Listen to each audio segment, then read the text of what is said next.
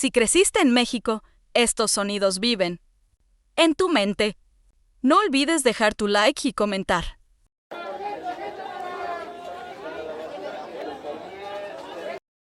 Piras, ricos, tamales, oaxaqueños. ¿Sí? Sí.